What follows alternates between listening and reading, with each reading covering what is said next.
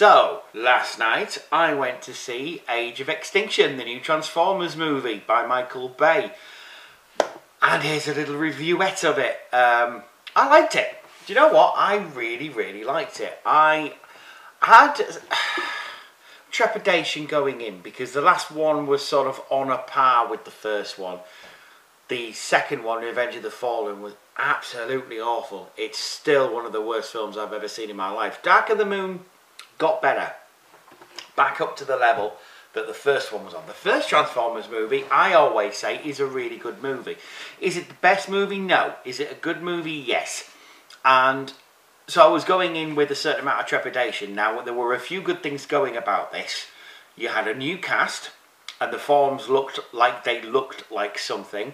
One of my previous main gripes about the Transformers movies is that the robot modes of these things was such a mishmash, such a mess, that it was always a bit worrying because the action scenes basically looked like nothing.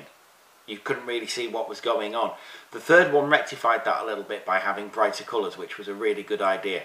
Previously it had been a lot of grey. Well, the third one, I'd seen that a lot of colours were being used for the main characters. And I'd heard things about the story which I won't really let slip too much. But there are spoilers in this. I will say right now, if you want a spoiler-free review, this is not the place to go. Go elsewhere, because I will be letting slip some major plot points in this one. Because you have to, I think. You have to sort of, to talk about the film in a decent way, you've got to. So, yeah, Marky Mark is in it. And I love Marky Mark. Mark Wahlberg is a real favourite of mine.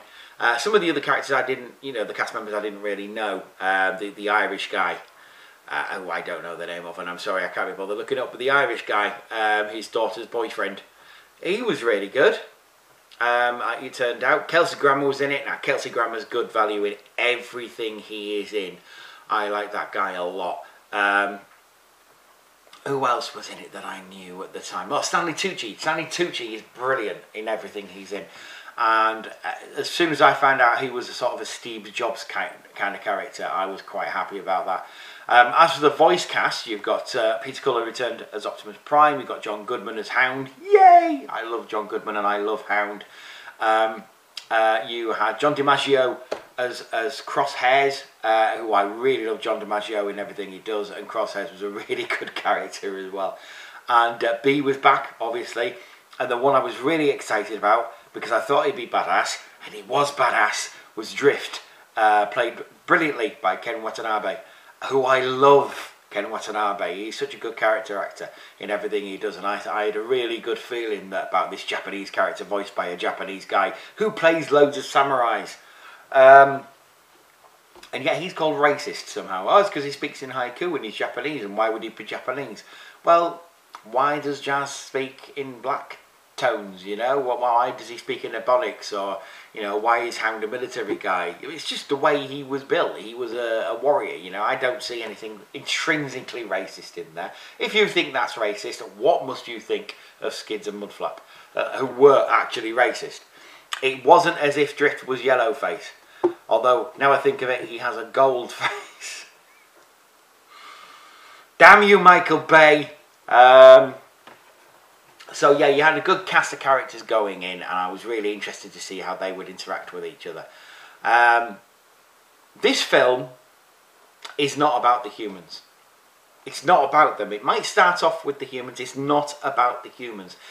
Age of Extinction is a film about Optimus Prime getting his faith in humanity back. This is a guy who's been intrinsically for the last 3 movies and steadfastly protecting the human race, saying these guys have a right to survive like anybody else. These guys on this planet, they deserve a shot at life, and I'm going to stop Megatron. Even in the third one, where he was a bit of a douche about it and tried to teach him a lesson, like, we're trying to help you. You tell us to go away. Fine, we'll go away. Let's see what happens. Aha! Look what happened, you twats. Even then, the humans don't learn their lesson, and they try and kill all the Autobots. Basically to melt them down into transformium, which is what Joshua Joyce calls it. Now, a lot of people have been saying about transformium, oh, it's a stupid name. Yes, that's the point. It's supposed to be a stupid name. It's supposed to sound stupid because at that point, Joshua Joyce is a bit of a twat. Also, weirdly, James Bachman, who works a lot with people like Mitchell and Webb and Armstrong and Miller, turns up in the film as a scientist, which is great. I did EA. And also, oddly enough, Kasim G is in that bit as well. Of YouTube fame. If you don't know who Kasim G is, he's very funny.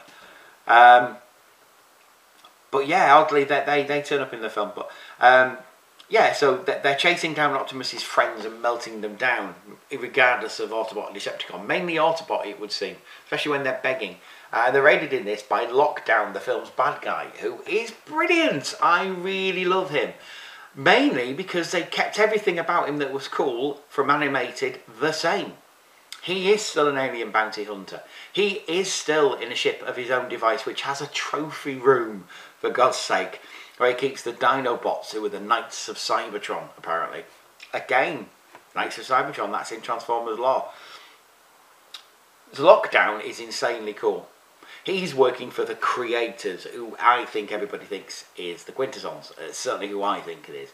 Who just go around randomly destroying planets and bombing the crap out of them so they can make this metal, this malleable metal, transformium. And the humans strike a deal with Lockdown to basically chase down all these guys because he's after Optimus Prime because the creators want him. We never do find out why, and I hope we don't until the next film. Or the film after that, even. I don't want to know until maybe 6. But yeah, that's the basic setup of the movie. Optimus Prime is woken up by Cody Yeager, played ably by Mark Wahlberg, who has a family, who has a daughter and her boyfriend, and also an annoying character who gets killed off really early in the movie by one of these bombs, which basically turns him into metal, in very much the same way that, is it Lazarus? Mr. Lazarus was transformed into metal by Megatron in the Dreamwave Prime Target, I want to call it. I don't know. The very, very first miniseries that Dreamwave did. So there's little things that are coming in from all over the place, which we know from Transformers lore elsewhere. Lockdown is, like I say, marvellously acted by Mark Ryan, who used to do Bumblebee's voice. I say you've got Hound, the military guy, who just likes shooting things, even more so than Ironhide. He's a better character than Ironhide, sorry Becca, but he is. Who's John Goodman, and perfect for that role. John Goodman is really, really good in the role. I say Ken Watanabe, brilliant. John DiMaggio's good as Crosshairs there. Bumblebee suffers, or doesn't suffer rather. Bumblebee is hardly in the film, and all the better for it, I think. I really do think that Bumblebee is benefiting from the fact that he's not in this film as much, and he's not the main focus of the story. It's not about a boy in his car anymore. This film is, quite frankly, a film about humans helping Transformers, and by being basically what the Transformers were in the old cartoon shows. Just there. It's much more of a season 3 vibe to it, where the humans and the Transformers are concerned. Certainly Kelsey Grammer is brilliant as Assinger, the CIA guy, who is just so shady and just so focused. By money, it turns out. You know, he's at the start of the film, he's got all these high ideals about wanting the fact that he doesn't want Chicago to happen again. And it turns out that he's getting a stake in Joyce's company should they be able to make a Transformer army out for humankind. But even that doesn't work out because Megatron is behind the scenes hacking away at Joyce's technology and using it for himself. I do like the way that Galvatron is kind of understated in the film. He is not the big bad by any stretch of the imagination in this film, but he's still a major bad guy, a major player, but he's not the focus. He is not the guy who is the guy that we're needing to stop, to sound like a crime. He is just there, and he is going to be a major player in the future as old Galvatron. I really liked him. I thought he was good, and I liked the way that he talked, and everyone went, "Whoa!" Because he's not supposed to. He's just supposed to be a tool of the humans. A lot of people saying they didn't like how the human Transformers, the human created Transformers transformed. I kind of like it. I thought it was good. It was an important distinction to say that, you know, these guys aren't Transformers. These have had their genome messed around with. These guys have, you know, had their CNA distorted somewhat, and that's why they transform into weird shapes.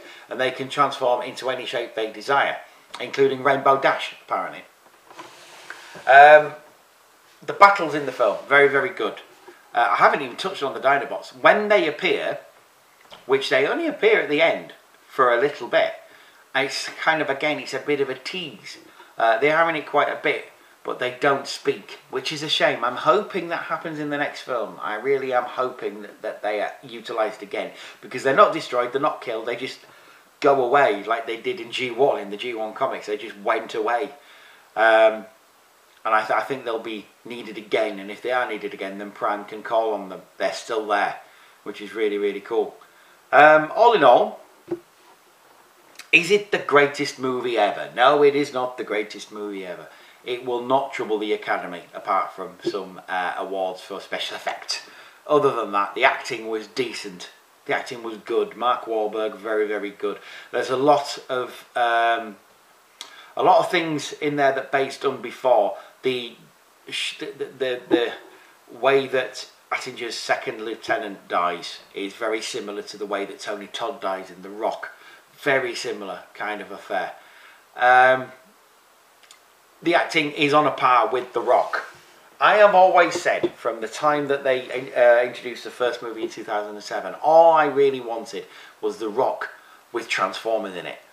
And I've got that film now. That's what this is. It's The Rock with Transformers. It's not the greatest film. You will remember it as a decent action film with Transformers. That's all I wanted. That's what we're going to get. If you want anything more than that, if you want intrinsic storytelling, if you want intricate plot lines and things like that, go read the Transformers comics. Go read More Than Meets the Eye and Robots in Disguise. If you want a good Transformers movie, watch this. Or watch the original Transformers movie from 2007, or watch the 86 movie, because that's what this is on a par with. And I'm sure there are fans out there who are screaming at the screen now saying, Glenn, you're wrong, you're completely wrong. Look, that's my opinion. I've had it out with a few people that have said basically it was shit, it was crap, it was the worst film ever, blah, blah, blah, blah, blah. Oh, what little memories we have. This was on a par, at least, with a good action film like The Rock. And that's how I will stand by it. I'm not going to defend it. If you didn't like it, well, I'm very, very sorry, but I did. And I'm not going to lie and say, oh, I thought it was rubbish, just to be part of the cool group, which I have seen a few people doing. A few people are just sort of saying it was shit just because they'd already decided that it was shit ages ago. And look, if that's your opinion, then that's absolutely fine by me. I'm not going to try and change it, but I do think you're wrong. I think that this was one of Bay's better films. It was better for people like Shia LaBeouf not being in it, not having the jokey family in it. This was actually quite an earnest film where the humans are concerned. They had a point, they had a function, and they fulfilled it well. The Transformers were very good in this film. There were no stupid bits with John Malkovich being tickled by Bumblebee. There wasn't a bit in that. It was just a great balls-to-the-wall action film that was very, very good, and the characters had motivation. There was more characterization in the first 20 minutes than there was in the whole film. And there were bits which upset me a little bit. I must admit, Ratchet getting killed, I didn't see that coming, and it was awful. I didn't enjoy that at all. And to see his head being melted, that was a great scene, by the way, where Wahlberg's character was watching Ratchet's head being burnt down, and then the female character, I can't remember her name now. She played. Oh dear, that's terrible. I just can't remember anybody's name at the moment. But Madame Le Pompadour, Le Pompadour, sorry, Madame Le Pompadour from Doctor Who. I used to go out with David Tennant, Sophie something, I'm sure.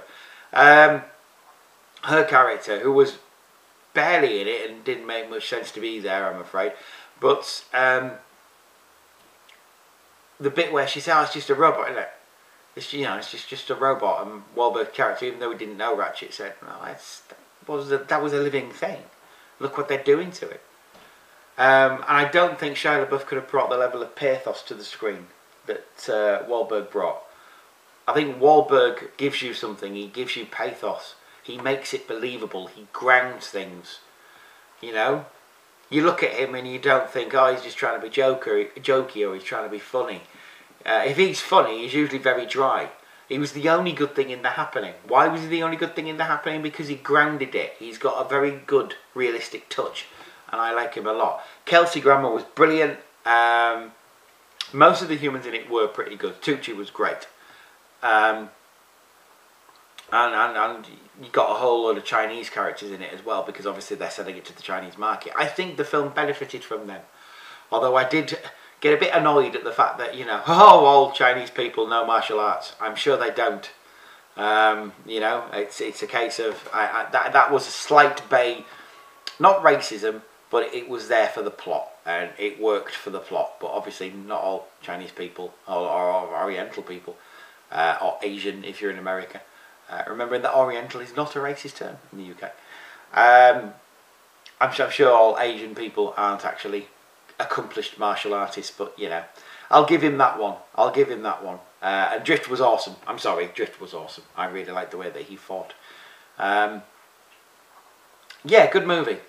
Good movie. Won't be bothering the Academy anytime soon, but I enjoyed it nonetheless.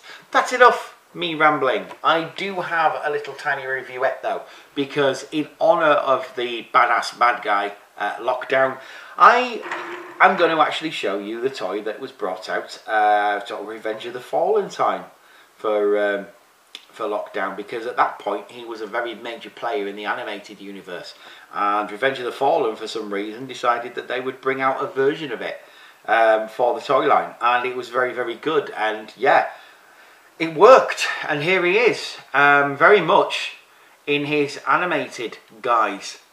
It's a shame we didn't get to see this in the film, but I'll take the Aventador. It's a very good reimagining.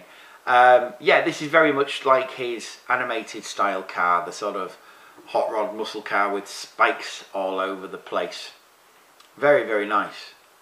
I always liked Lockdown's alternate mode. I love the spikes coming off the wheels here. I love the cow catcher on the front. I like the spikes coming out. It's so metal and it's unbelievably cool. So yeah, Lockdown, obviously in the animated universe, again was a bounty hunter, and kept trophies in his ship, the Death's Head, which was named after Death's Head, the bounty hunter. In fact, he sort of Lockdown in the animated universe is sort of a cipher for Death's Head, the bounty hunter from the G1 comics that appeared in Doctor Who and all kinds of other things that Simon Furman liked. But yeah, so Lockdown appeared in animated, was a very, very popular fan character, and Hasbro said, well, I tell you what, why don't we use a version of this character for a Revenge of the Fallen toy? So they made a version of it, and I'm guessing it's because of that, just the fact that he was such a popular character with the fandom, that's why he got a Revenge of the Fallen character, and also the major role that he plays in Age of Extinction. I mean, he is the bad guy. He's the main bad guy. Is Lockdown there. There's no doubt about it. And very ably played by Mark Ryan. He's absolutely brilliant in it. As you know, and he isn't. A lot of people say, "Oh, he's a really good bad guy." He's a bad guy, but I wouldn't call him evil. That's the really bad thing about him, is that he just doesn't care. He knows what side his bread is buttered, and he wants to keep in with the creators, and because of that he really just has a distaste for Optimus Prime. And you know, you don't understand how the universe works. This is how the universe works, and I'm going to tell you. And it's a very cynical worldview that Lockdown has in Age of Extinction, whereas that he is just motivated by personal gain or personal just keeping his nose clean, keeping his back free of anything that might actually harm him, just saving his own skin. And that seems to be his main motivation in Age of Extinction. He's just saving his own skin, keeping in with the guys he thinks are going to take over the universe. And to that end, that's how he gets his comeuppance, really, because instead of just walking away, you know, even when, you know, he's got even when he realises that Prime's done the dirty on him and has, you know, fled with the Dinobots, he could at that point just say, oh, screw it, who cares, you know. He knows full well that these creators want Prime that bad that he has to get him back at all costs. And that's why he goes back, and that is his undoing. If he'd stayed away, then maybe that wouldn't have happened. But a great character, great bad guy. Mark Ryan does a tip-top job on him. It's great to see Mark Ryan finally coming into his own in the Transformers universe, because he did very well with Jetfire. I mean, let's face it, if it wasn't for Mark Ryan, there's a load of Transformers characters wouldn't have had a voice. But there we go. So here we have Revenge of the Fallen Lockdown. And my God, it's just exactly like the animated version. They did such a good version of this toy. He was repainted into Axor as well, but I do have that guy actually, very good toy as well. But Lockdown is the first, Lockdown is the best, and he looks so metal, and I really should have brought the animated version, but he looks so metal and so badass. He's got the hook for a hand, which he has in the movie. He's got some great articulation in his arms. They do go round 360. You've got to be a bit careful though, because this arm especially is a bit gimpy, and I've heard that from a lot of people. He does go around at the elbow. The arm with the hook does go up and down as well. His head is on 2 sets of joints. You've got a joint up there, you've got a joint there, so his head can go all over the bloody place. It's really good. Some really good, interesting head articulation. He has good articulation at the thighs there. His thighs swivel around, and he's got this, is it Mech Tech? I think it's Mech Tech, where you can see the bits moving. It was a pointless thing. He's got the chicken leg, double jointed chicken leg things, and he's got ankle articulation as well. He's a really well made toy. He's one of the best toys in the whole Revenge of the Fallen toy line. What gets me is the Revenge of the Fallen toy line was really good. It's just the film was shit. And yet Dark of the Moon was okay, and yet the toy line was shit. And I'm sorry if you liked the Dark of the Moon toy line, but it was bloody bobbins, it was terrible. But yeah, this is a really, really good toy. If you can pick him up or pick up the Axor version, please do, because I think he's really good. I haven't played with the proper version yet. I've not had it, the actual Age of Extinction toy. In fact, I've played with none of the Age of Extinction toy. I am going to LFCC next weekend though. So it could be that I pick some of them up there, I don't know. But Lockdown, definitely try and get hold of him. Especially if you're a fan of the character in the new movie, because he's really cool. Yeah, I'm going to be at LFCC next weekend. So if you see me, or any of the Back to the 80s crew, because Becca and Sam are going to be there as well, please do come say hello. Unless you don't like the show, in which case I probably wouldn't bother. But yeah, please come up and say hello. I'll be there, bumming around, meeting Colin Baker and Stan Lee. I'll be meeting Stan Lee, people. I can't wait. I really can't wait. I'm so looking forward to meeting Stan Lee. It's going to be so cool. But I'll be back, not next week, but I might have some footage for you next Monday, so we will see on that one. I will be back in about 2 weeks' time with a Turtles review, I'm assuming. Until then, take care of yourselves and each other. Fare thee well, transform away and all that stuff, and see you at LFCC next week. Bye-bye.